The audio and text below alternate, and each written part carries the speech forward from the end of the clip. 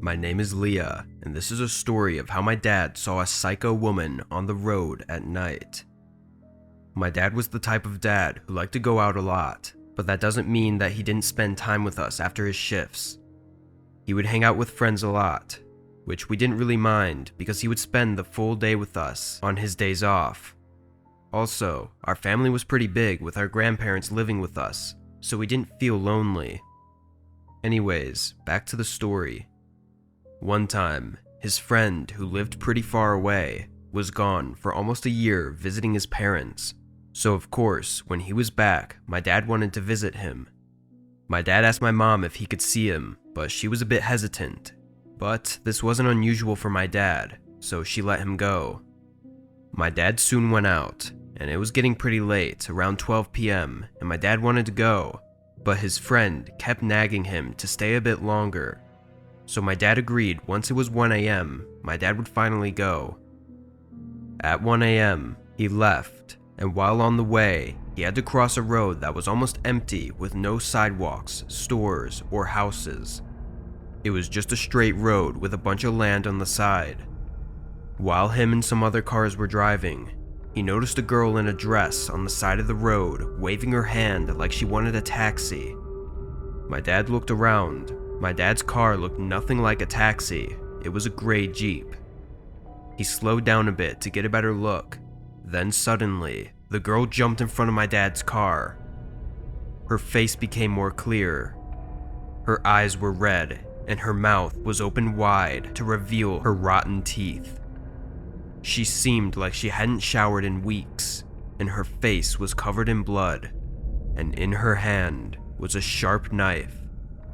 While my dad was in shock, the girl jumped on my dad's car and started banging on the glass while screaming like a psycho. My dad quickly stepped on the pedal and drove off.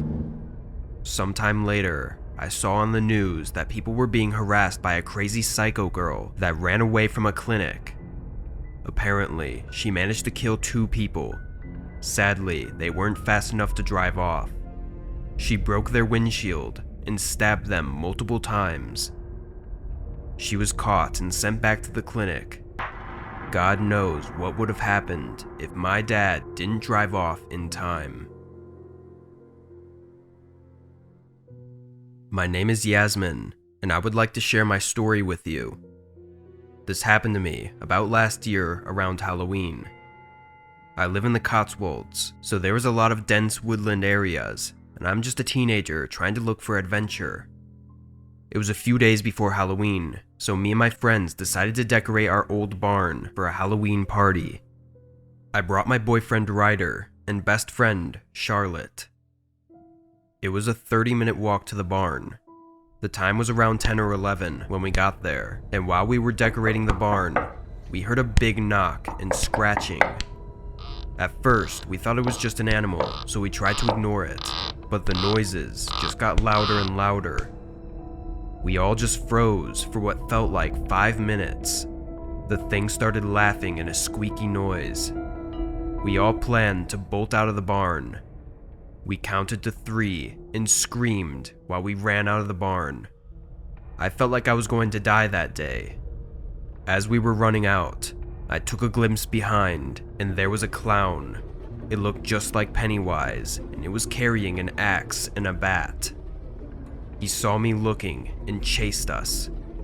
Ryder had run far ahead of us, and still to this day, I don't know why Charlotte did this, but she pushed me to the ground and I collapsed. All I remember is the clown's face right against mine and being hit by something. I woke up in the hospital and I found out that Ryder ran back and called the police. What scares me the most is that on Halloween night, that same costume was worn by Charlotte's brother.